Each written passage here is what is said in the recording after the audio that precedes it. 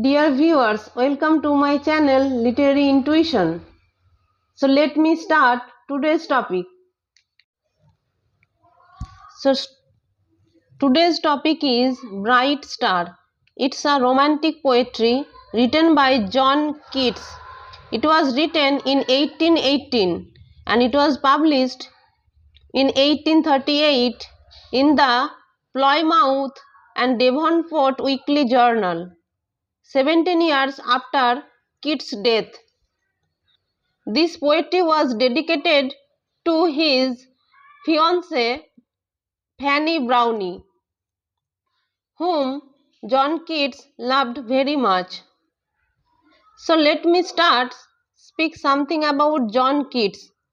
John Keats was born in 1795 and he died in 1821. John Keats was a second generation English poet along with P.B. Shelley and Lord Byron. Among his most important works are Ode to the Nightingale and Ode to the Grecian Urn. The most important thing about John Keats is that he wrote only for 5 years but became one of the world's greatest writers. Keats incorporated nature into his poem to make them romantic and gentle. Keats used vivid natural imagery and symbols through metaphors and similes and personifications to express his feelings and thoughts. John Keats was master of lyrical poetry, by which he expresses his personal emotions and thoughts in a musical language. He died of tuberculosis at the age of 25. The main themes of John Keats were the inevitability of death and the contemplation of beauty as a way to delay facing mortality. Other themes which he used to portray in his writings were love, romance, nature, and passion. Some of his important works are La Belle Dame Sans Mercy, Ode to Grecian Urn, Ode to Indolence, Ode to the Nightingale, Ode to Melancholy, Ode to Psyche, to Autumn, etc. This present poetry, Bright Star, is a sonnet. It was dedicated to his fiancée Fanny Brownie. First of all, let me define the title of this poetry. Bright Star, would I were steadfast as thou art. This is the first line of this poetry and also the title of this poetry. Bright star means the star Polaris or pole star, which signifies permanence or which is a guide for finding direction. Bright star represents eternity.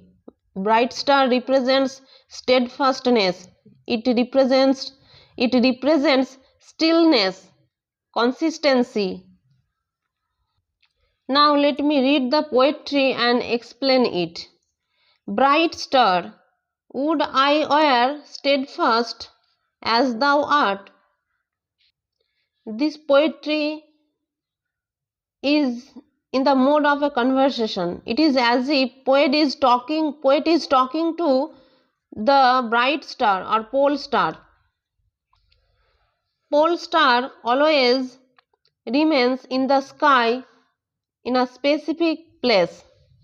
It does not move or it does not leave its place, and that's why it represents permanence or steadfastness. and poet likes to adopt this quality of steadfastness because he thinks that if he acquires this type of qualities, then his love for his beloved will not change, it will live for ever. But there is a problem. What is the problem? Poet does not want other qualities of the bright star. Only one quality he expects. John Keats, or poet, wants only one quality of the bright star, that is steadfast or steadfastness or stillness. And that's why in the next lines he says, not in lone splendor hung aloft the night, and watching with eternal lids apart, like nature's patient, sleepless eremite. The moving waters at their priest-like task of pure ablution around earth's human source. Poet does not want loneliness of the bright star, which hung alone in the night sky, and who watches just like eremite or hermit, who waits for a long time for the change of the season of nature. Poet here compares the bright star with sleepless eremite or hermit, sleepless hermit. Here poet personifies the bright star with a human being, with a hermit who always keeps his eyelids apart. Nature patient means the sleepless eremite who wait for the change of the nature or for the change of the climate of the nature, so that they could start their journey to the human community from their dwelling place, which is generally seated in a remote place. After that, poet extends the metaphor. He compares the eremite with moving waters. When the eremite starts his journey, he is just like moving water, who takes his pure ablution or pure bath, making round to the human shore, or it is as if the human community is compared as sea or ocean, where the eremite takes his pure or sacred bath, and to take that sacred bath or pure ablution, the eremite waits patiently for the change of the season. That means patience is needed for an eremite, and patience is also there in the bright star.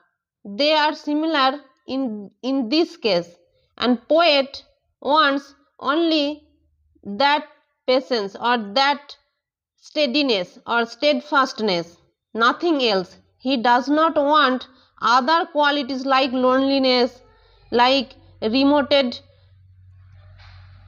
life, etc. Only he wants patience or steadfastness or stillness of the bright star and the eremite. Now I will stop here, and next day I will try to conclude this poetry with some important aspects. If my video is helpful, please like, share and subscribe. Thank you.